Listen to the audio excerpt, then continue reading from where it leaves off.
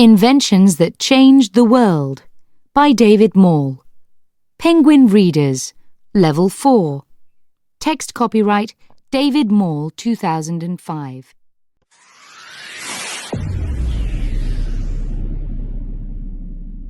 Chapter 8. Computers. Not long ago, all letters were written by hand or on typewriters, and information was held mainly in libraries. Affordable personal computers only appeared in the 1980s, followed by the internet and email a few years later. It is easy to forget how recent these inventions are. Charles Babbage. In 1943, Thomas J. Watson, who started the company IBM, said that he thought there was a world market for about 5 computers. He was very wrong. There are now over 100 million personal computers in use around the world, as well as the bigger computers used by large organizations. In 1822, in England, Charles Babbage began work on a counting machine. He was given £1,500 of government money to complete the job and worked on it for the next 10 years.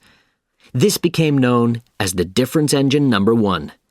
The government's patience finally ended in 1834, when Babbage still hadn't finished building it, but had planned the first programmable computer.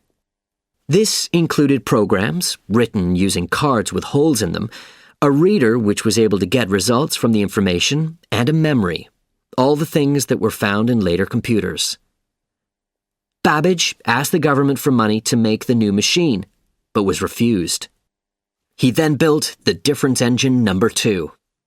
At 2 meters high, this was a slightly smaller and much simpler model that used only a small number of the 25,000 parts in the first machine. In 1991, 100 years after Babbage's death, a copy was built using his plans. It did what Babbage said it would do. Babbage wasn't recognized in his lifetime. Very few people knew about his work, and most of them weren't interested. Early computers. Later in the 19th century, in the U.S., Herman Hollerith also used cards with holes when he invented a machine to count government figures more quickly.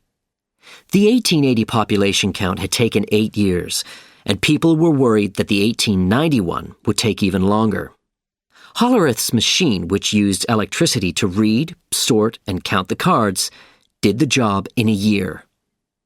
The English mathematician Alan Turing led the move toward a machine that was able to think in a real way. He wrote a paper which is the real start of the computer age, about a machine that read and wrote information, with a memory to hold it in, a central processor, and a program of mathematical commands. This became known as a Turing machine. During the Second World War, Turing worked on reading secret German messages. The work also included the building of a simple computer. After the war, he used his knowledge of mathematics to write the first programming languages. In Germany, Konrad Zuse started work on his first mechanical computer in 1934, but 2 years later, he changed to electrical connections.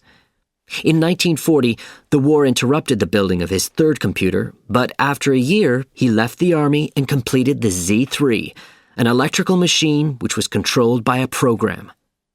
The German Air Force helped him, and the Z3 was used to help build airplanes and the V-2 rockets. At the end of the war, Zuse's latest machine was taken to Switzerland to be finished. This was the Z4, the first fully programmable computer. It had a mechanical memory of 1,024 words.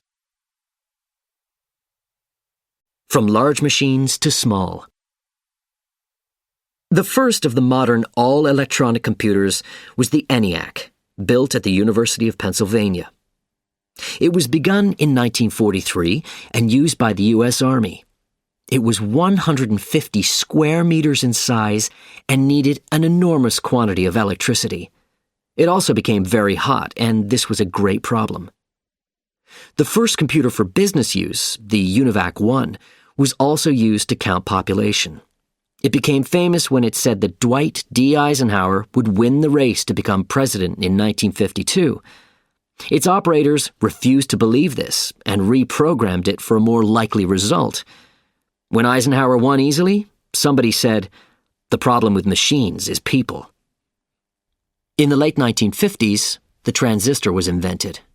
This was cheaper, smaller, and worked better than the old electronic connections. In 1958, Jack St. Clair Kilby of Texas Instruments had the idea of putting a few transistors together on a board. Today, hundreds of thousands of electronic parts can be put together on a board that is no more than 1 centimeter square. In 1971, the Intel 4004 processor appeared. The central working part of the computer was now brought together in something that you could hold in your hand. Gordon Moore, who started Intel, said in 1965 that the power of processors would double every 12 months for the next 10 years. This was changed to 18 months in 1975, and since then, Moore's law has continued to be true.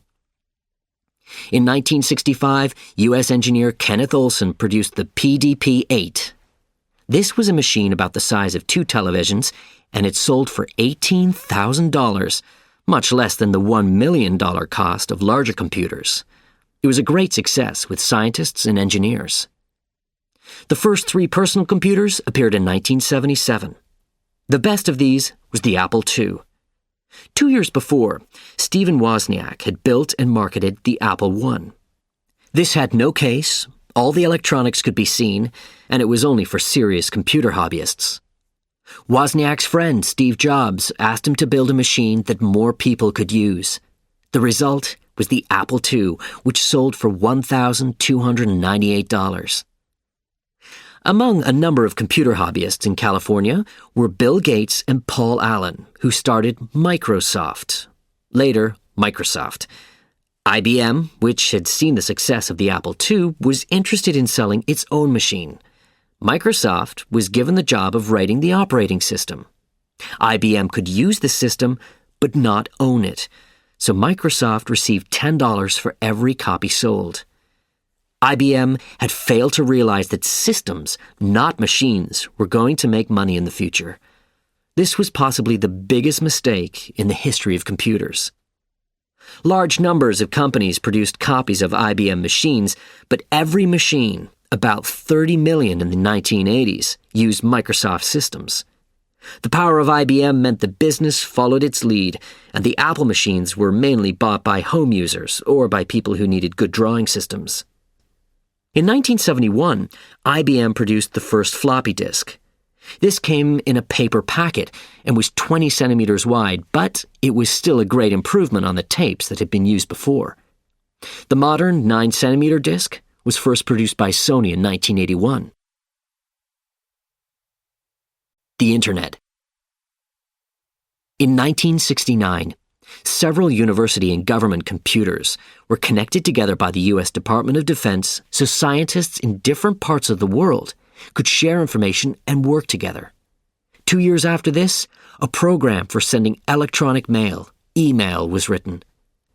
The first international connection was made in 1973 between University College London and Norway. Queen Elizabeth II of the United Kingdom sent her first email in 1976. 3 years later, the University of Essex built a system which allowed a number of users to exchange information at the same time. In 1982, the word Internet was invented to describe this. In 1989, Philip Emeagwali, who came from Nigeria but worked in the U.S., connected 65,536 separate computer processors to work together and perform 3,100,000,000 mathematical operations every second. These were used in the search to find oil. 2 years later, the Englishman Tim Berners-Lee invented a new system. This made it possible to find and read documents without knowing where they actually were, and it became known as the World Wide Web. It appeared on the Internet in 1991, starting an explosion of information. For the next 2 years, use of the Internet grew at around 341,000% each year. The ability of computers to do difficult mathematics and the power of the Internet to help people communicate with each other have made it possible to improve ideas much faster than before. All the more recent inventions in this book have been helped by computers.